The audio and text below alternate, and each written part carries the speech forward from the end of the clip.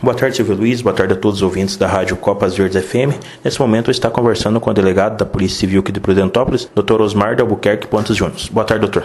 Boa tarde a todos os ouvintes da rádio. Doutor, Prudentópolis viveu esse final de semana um final de semana atípico. Em menos de 24 horas tivemos 3 homicídios. De fato, foi um final de semana violento. Não é comum aqui na nossa região esse tipo de situação em que 3 homicídios ocorreram em Prudentópolis, sendo que um tinha sido na madrugada do sábado e outros 2 na localidade de São Francisquinho, no sábado à noite. Como que tá as investigações sobre esses crimes? Olha, a Polícia Civil tem se dedicado, tem priorizado esses 2 fatos, dos 3 homicídios. Nós já estamos bem adiantados na investigação, já temos o nome dos envolvidos, Esperamos já nos próximos dias concluir a investigação com as devidas providências solicitadas à Justiça.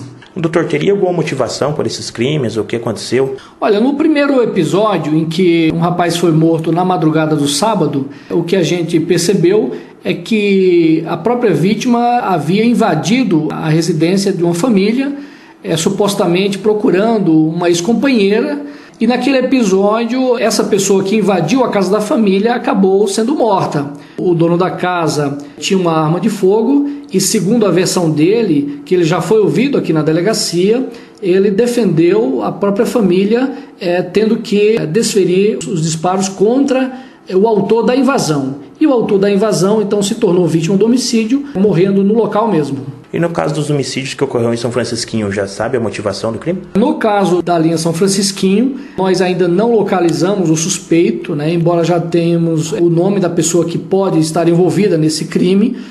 O fato é que ainda não estão claros os motivos que levaram à prática do crime. O que nós sabemos até o presente momento é que as 2 vítimas estavam junto com o autor, eles beberam naquela noite, e momentos após houve então esse evento em que o autor então esfaqueou as 2 vítimas e as 2 morreram no local. Não sabemos ainda exatamente os motivos, mas nos próximos dias precisamos aí localizar esse indivíduo, esse autor, para esclarecer melhor essa situação. Mas o fato é que, como falei, a investigação está bem adiantada e vamos concluir no prazo legal e pedir as providências judiciais. Doutor, o senhor como delegado da Polícia Civil, no caso do senhor que cometeu os homicídios ali na linha São Francisquinho, o senhor orienta ele a se apresentar?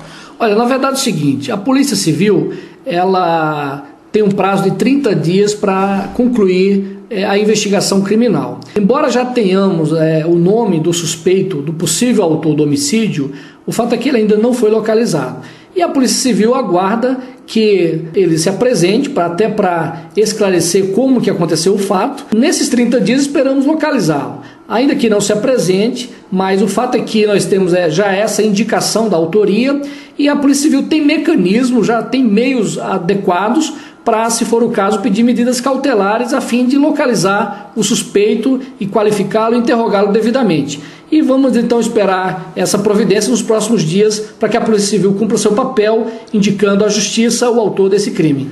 Essa medida cautelar que o senhor fala seria um mandado de prisão preventivo? A Polícia Civil dispõe de vários tipos de medida cautelar para localizar o indivíduo. Entre elas, pedido de prisão preventiva, prisão temporária, busca e apreensão em local onde a gente pode localizar os instrumentos do crime, notadamente porque a gente tem conhecimento que a arma utilizada seria uma arma branca, tipo faca, e que não foi localizada no local do crime. Então a Polícia Civil tem esses meios, essas medidas cautelares, para efetivamente cumprir o seu papel, concluindo, investigando, identificando o autor e encaminhando a resposta para a Justiça. Em relação ainda a esses 2 homicídios que ocorreu lá na linha São Francisquinho, uma das prováveis causas seria a bebedeira. O fato é que nós temos informações preliminares, sim, de que os indivíduos estavam juntos e, segundo informações, indicam que estavam bebendo e após a bebedeira teria havido então essa situação com o crime, com as 2 mortes. Vamos agora confirmar, a partir dessa finalização da investigação, se de fato esses indivíduos estavam juntos, estavam bebendo e exatamente qual seria o motivo dessa tragédia.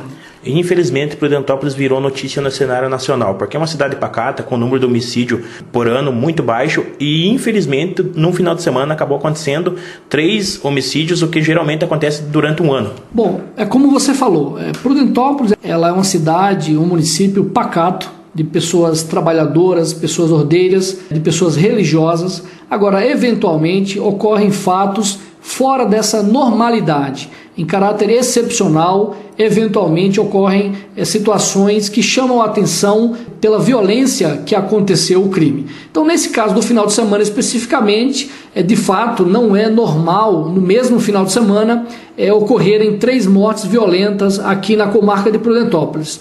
O fato é que, eventualmente, quando isso acontece, a Polícia Civil prioriza essas investigações para que dê uma resposta imediata à sociedade, para mostrar que a polícia não vai descansar enquanto esses crimes não forem solucionados, enquanto seus autores não serem identificados e serem encaminhados o procedimento para a justiça, para as medidas adequadas que a lei prevê. No caso do homicídio que ocorreu aqui na Vila Mariana, o autor já se apresentou à polícia?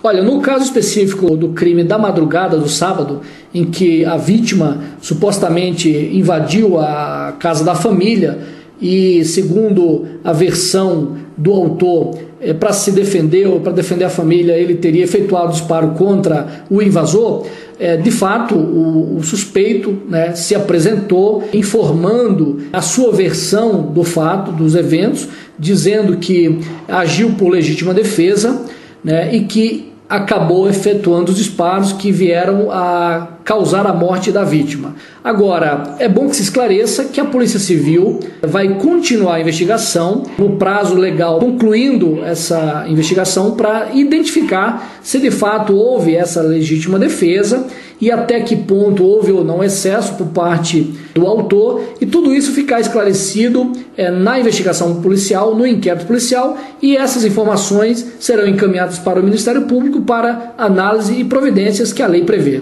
Doutor, mas mesmo caracterizando legítima defesa, eu gostaria que o senhor explicasse, ele vai a julgamento mesmo assim? Olha, na verdade, o crime de homicídio é um crime bem complexo, que envolvem várias fases judiciais. A primeira fase, que chamamos a fase pré-judicial, é a fase da investigação policial no âmbito da Polícia Civil.